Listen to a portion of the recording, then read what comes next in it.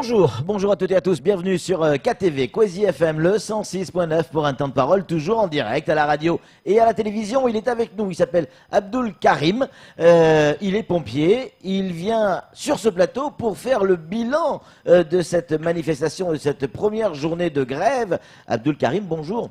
Bonjour Patrick. Merci d'être avec nous. Il y a eu du monde hier. On s'attendait à une belle mobilisation, mais là, ça peut être dépassé ce que les uns et les autres avaient imaginé. Oui, il y a eu du monde, fort heureusement. Ouais. Les gens continuent à croire à ce que nous revendiquons et à le soutenir. Et je remercie mes collègues qui se sont levés tôt pour fuir les embouteillages, pour être présents à Mamoudzou, à la place de la République, pour pouvoir partir à 9h. Alors, c'était le premier coup de semonce, vous l'aviez dit. Attention, le 12, il va y avoir le bordel, mais il y en aura aussi le 1er juillet et le 14 juillet. On en est où aujourd'hui des négociations, Abdul ? Alors, c'était pas le premier. On a commencé le 9 mai dernier. Oui. Hier, on a encore dit à la direction, on a envoyé le message que comme quoi nous sommes présents et Oui. nous sommes déterminés à aller jusqu'au bout. Oui. Concernant les négociations, nous avons discuté le 3 et le 4 juin dernier. Il y a eu des avancées. Concernant les sapeurs-pompiers volontaires, Oui.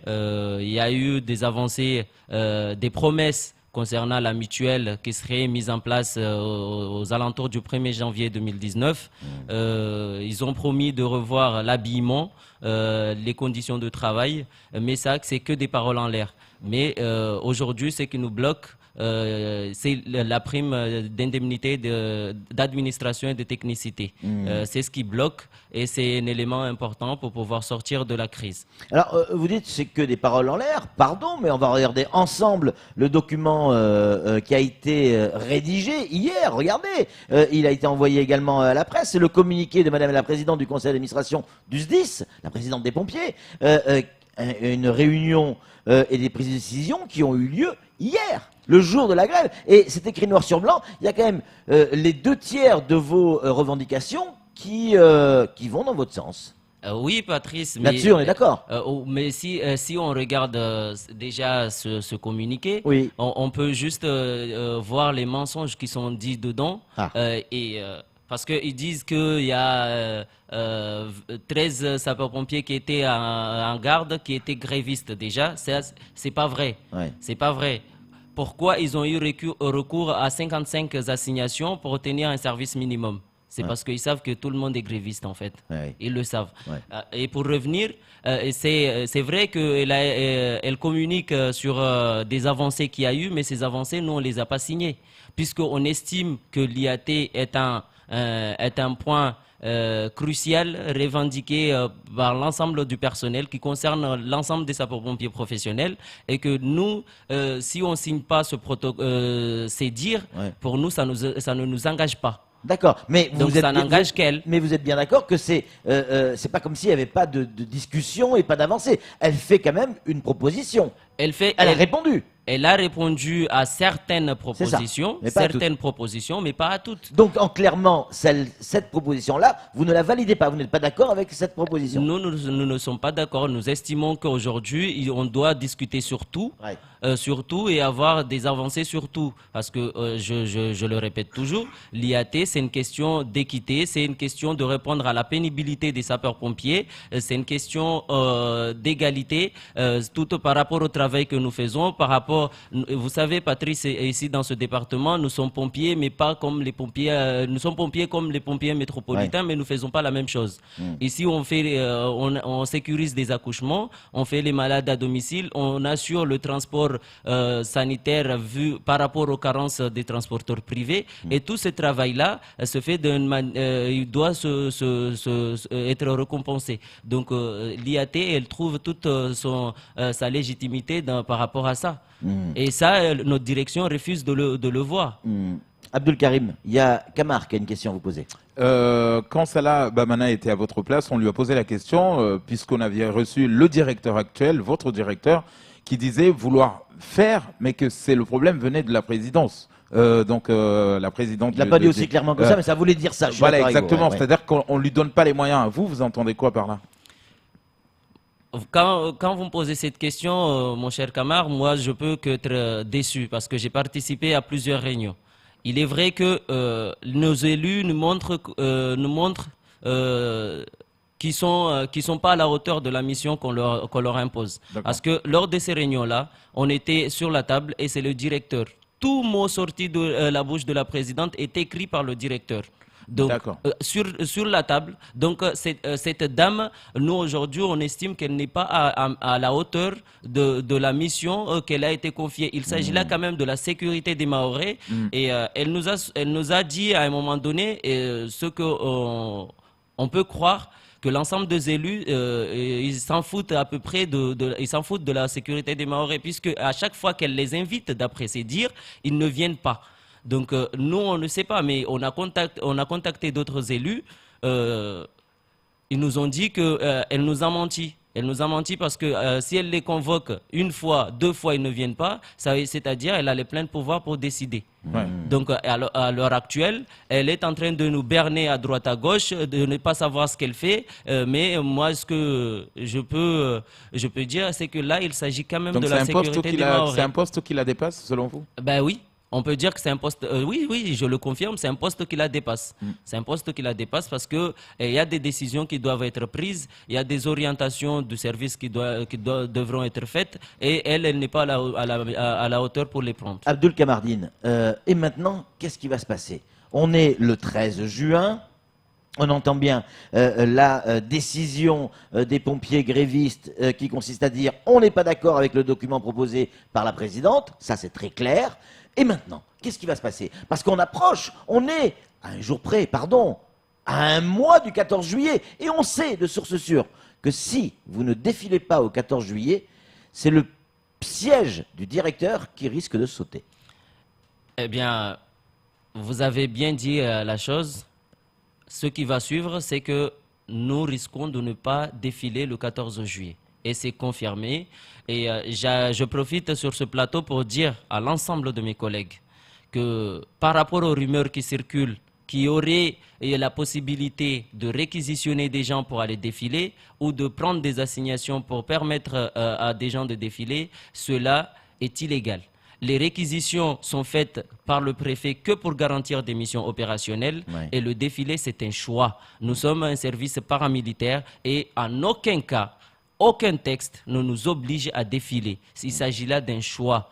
Aujourd'hui, ce choix-là est remis en cause parce que, voilà, on fait un travail qui n'est pas reconnu et à un moment donné, il faut dire que si ce directeur est contre cela, c'est pas le bon que nous voulons. C'est pas le bon pour Mayotte parce que le SDIS de Mayotte est jeune, mais il faut un directeur qui l'accompagne. Moi, ce que j'ai toujours dit, c'est que la direction a fait le choix d'investir 5 millions d'euros sur une direction flambant neuf dans des locaux voilà, qui étaient nécessaires, ce qui était nécessaire pour libérer de la place dans la caserne de Kaweni. Oui, ça, on le comprend. Mais aujourd'hui, il faut investir dans l'existant. L'existant, c'est de permettre déjà que les sapeurs-pompiers de Mayotte qui sont là, ils soient bien, ils se sentent bien, en les accompagnant dans tous les domaines afin que l'on puisse développer ce service ensemble. Il reste encore un mois de négociations possibles avant d'arriver au 14 juillet. C'est pas demain le 14 juillet, mais tout de même, des messages arrivent, notamment ce monsieur qui nous dit de toute manière, on peut proposer ce qu'on veut aux pompiers de Mayotte, ce qu'ils veulent, c'est la tête du directeur,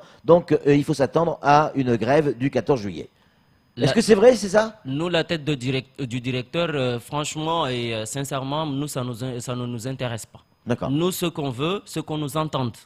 Ce qu'on nous entende. On veut un technicien qui nous accompagne, qui croit qu'aujourd'hui, nous, le travail que nous faisons, il est difficile.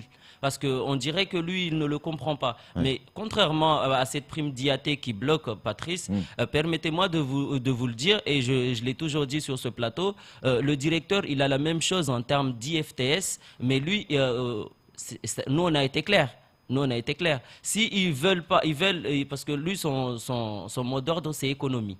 Faire des économies, parce que si on nous donne la prime d'IAT, on va mettre à mal les finances du SDIS. Oui, certes. Mais pourquoi il ne gèle pas son IFTS qu'il a aux alentours de 1 200 euros? Indemnité forfaitaire des travaux supplémentaires. C'est la même chose, c'est le verbe pouvoir. Pourquoi il ne le gèle pas? Comme ça, on commence tous à avoir la même chose, puisqu'on a les mêmes primes en tant que sapeur-pompier professionnel. On lui a posé la question, mais il ne veut pas répondre. Il ne veut pas lâcher. Et vous savez très bien, 1200 €, c'est le SMIC à Mayotte. Et lui, il l'a déjà en termes de prime. Donc, s'il lâche sa prime, nous, on est prêt à signer un fin de conflit et recommencer à zéro les négociations. Tout simplement. Abdul Karim, le 14 juillet, on le disait, c'est dans un mois, mais dans 15 jours, c'est le 1er juillet. Et vous aviez annoncé, si pas d'avancée le 12, le 1er juillet, on rentrera dans un processus de grève illimité. Vous confirmez? Alors, on déposera un préavis. On déposera un préavis qui prendra effet le 1er juillet, effectivement. Et après, on se donne le droit de rentrer en grève illimitée à partir de la fin de ce préavis, de manière à boycotter effectivement le 14 juillet. Donc, tout ce que vous aviez prévu, pour l'instant, c'est mis en application. J'ai toujours dit, c'est ce que j'ai toujours dit au directeur, que moi aujourd'hui si je suis là, c'est que parce que je suis désigné par mes collègues et ils ont confiance en moi et je mettrai en place ce qu'ils me diront de faire. Je respecte ma base et je suis déterminé et j'irai jusqu'au bout par rapport à ce que la base me dit de faire. Il n'y a pas un risque pour votre carrière? Quand je dis votre, pas que la vôtre, Abdul Karim. Tous ceux qui ont fait grève hier et qui ont défié la présidente, qui ont défié l'autorité et la hiérarchie. Vous n'êtes pas inquiet pour votre carrière? Parce que là, je vois que vous avez une barrette, mais vous n'en avez qu'une. À mon avis, ça va être compliqué d'avoir la seconde. La grève, c'est un droit. La grève, c'est un droit constitutionnel.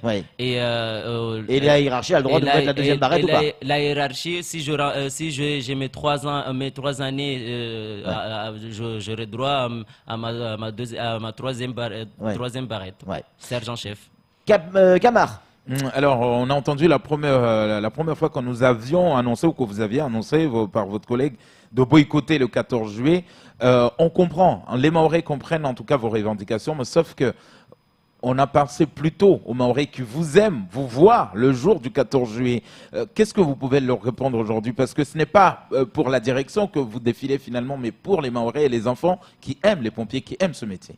C'est une fierté de défiler parce qu'on aime ce métier et les Mahorais, ils nous aiment. Ils aiment voir les pompiers défiler en troupe à pied, les véhicules de sapeurs-pompiers, mais tout cela. Il faudrait que les Mahorais ils sachent qu'aujourd'hui, nous ne sommes pas dupes. Il y a du droit et le droit doit être appliqué. Aujourd'hui, notre direction, elle ne veut pas nous donner ce qu'on revendique. Et tout travail mérite salaire. Donc, nous ne pouvons pas accepter d'être lésés dans ce département comme auparavant, sachant que cette prime d'IAT elle est donnée dans d'autres 10 métropolitains qui n'ont pas les mêmes conditions de travail que nous ici. Donc, ici, moi, ce que je dirais aux Mahorais, c'est de nous comprendre, c'est de comprendre notre mouvement et, si possible, d'interpeller leurs élus, leurs responsables politiques, les gens qui ont voté pour eux, et de leur dire qu'à un moment donné, il faudrait qu'ils prennent en compte leur sécurité parce que les pompiers, nous, on est là que pour la sécurité des Mahorais. Honnêtement, il nous reste une poignée de secondes. Abdul Karim, est-ce que vous croyez que vous allez arriver à un accord, à un arrangement avant le 14? J'espère. Est-ce que vous y croyez? Moi, j'y crois à la bonne volonté du directeur de sortir de ce mouvement. J'y crois. Mais il faut qu'il fasse des propositions. Nous, on a fait une proposition. On a fait une proposition qu'on juge raisonnable. C'est de donner, et qu'on a déposé le mardi dernier à la direction. Aujourd'hui, il y a une commission technique qu'on a demandé un rajout sur l'ordre du jour, qui va discuter de ce projet. S'il est validé par le directeur, bien sûr, s'il veut qu'on avance, validé par le directeur. Et il y a le CA du 3 juillet qui permettra, qui ressemblera à l'ensemble des élus, et ça leur permettra de prendre une décision afin de sortir de ce mouvement. Camar, une dernière question pour notre ami. Là, on parle des revendications, en tout cas réelles, qui vous concernent, mais on n'a pas abordé le sujet de l'aéroport. Aujourd'hui, avec ces véhicules qui ne fonctionnent plus, et Salah nous disait qu'il y a un réel danger pendant les atterrissages et les décollages. C'est toujours le cas? C'est toujours le cas, les véhicules ne sont pas remplacés et là, d'après les informations données par mon collègue Salas, et il paraît que la DGAC souhaite baisser d'un niveau à l'aéroport de Mayotte et ça ne plaît pas aussi. Donc, ça n'exclut pas un autre mouvement à l'aéroport. Baisser d'un niveau, ça veut dire De diminuer d'un sapeur-pompier par jour. Wow. Donc, ça n'exclut pas un autre mouvement parce que c'est dangereux. Encore une fois, dans ce département, on joue avec la sécurité des Mahorais. Donc, on ne comprend pas. Merci beaucoup, Abdul Karim, d'être venu sur ce plateau et d'avoir fait avec nous sur Kwesi le bilan de cette journée de grève. On a bien compris, attention, préavis de grève maintenant qui pourrait prendre effet à partir du 1er juillet, puis risque de ne pas défiler le 14 juillet si les sapeurs-pompiers ne sont pas entendus quant à leurs revendications par la présidente du SDIS. Allez, c'est tout pour ce temps de parole. Tout de suite, la suite de nos programmes.